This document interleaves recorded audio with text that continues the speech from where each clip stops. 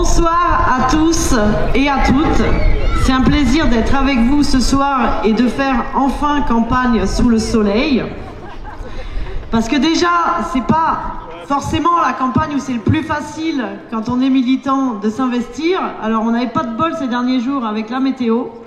Mais là, donc ça fait plaisir de pouvoir terminer sous le soleil. Et on le sait, donc ces élections-là, elles ont lieu dans 3 jours. On a fait un porte-à-porte juste avant dans les immeubles qui nous entourent et on voit qu'il y a un certain nombre de personnes qui n'est même pas au courant qu'il y a des élections le 9 juin. Et qui n'est même pas au courant que ces élections, elles ont qu'un seul tour. Mais vous savez, moi je m'aperçois, depuis 5 ans que je suis au Parlement européen, je ne me suis pas présentée, donc Leïla Chaibi, députée de la délégation France Insoumise au Parlement européen depuis 2019, et je me rends compte qu'en fait tout est fait pour qu'on n'y comprenne rien à l'Europe. Alors on vote pour un Parlement européen, mais après il y a la Commission européenne avec des commissaires qui ne sont pas élus, puis il y a le Conseil de l'Union européenne, et puis en fait à quoi ils servent les députés de l'Union européenne, c'est quoi les compétences? Et moi je m'aperçois depuis 5 ans que tout est fait pour qu'on n'y comprenne rien. Et ça a un objectif. L'objectif, c'est de faire en sorte justement que vous n'alliez pas voter le 9 juin. Que vous ne vous mêliez pas de ce qu'on fait à Bruxelles, des décisions qui sont prises à l'Union européenne. L'objectif, c'est que les citoyens, le peuple, les travailleurs soient le plus éloignés possible. Pourquoi? À qui profite le crime? Eh bien, il profite à des gens que moi j'ai croisés tous les jours depuis 2019. Des gens qui sont omniprésents à Bruxelles. Ces gens, ce sont les représentants d'intérêts particuliers, les représentants d'entreprises, les représentants de l'industrie pharmaceutique, les représentants d'Uber, de McDonald's, d'Amazon, des lobbyistes qui sont omniprésents à Bruxelles. Et plus les citoyens sont éloignés, plus le tapis rouge il est déroulé aux lobbyistes, aux lobbies, à l'intérêt particulier, à l'inverse de l'intérêt général, à l'inverse de votre intérêt.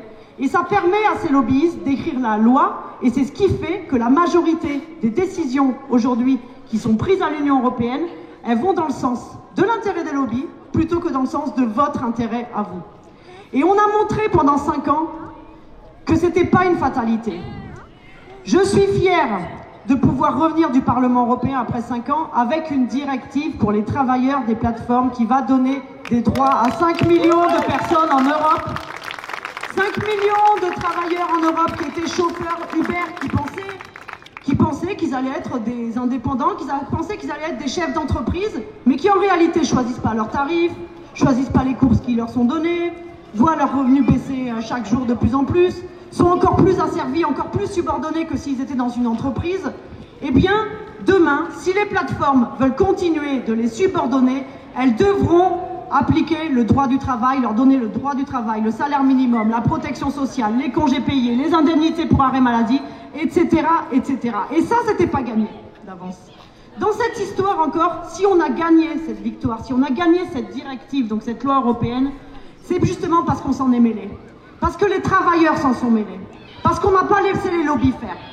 Les lobbyistes d'Uber, de Deliveroo, des plateformes, ils pensaient que l'histoire était écrite d'avance. Ils pensaient qu'on aurait une directive qui serait en fonction de leur intérêt, que ça serait facile, parce qu'on parle de chauffeurs qui sont tout seuls dans leur véhicule. On parle de gens qui n'ont même pas de syndicats, qui sont dans la précarité au quotidien, donc qui ne s'organisent pas, qui ne se mobilisent pas. Qu'est-ce qui s'est passé? On a fait du contre-lobbying. Les chauffeurs, les livreurs à vélo sont venus à Bruxelles, ont imposé leur vue, se sont imposés, ont renversé le rapport de force, sont devenus une force puissante qui nous a permis d'arracher cette victoire. Et mon message, ce que je veux vous dire, c'est qu'il faut s'en mêler. Mêlez-vous-en, mêlez-vous-en, mêlez-vous-en.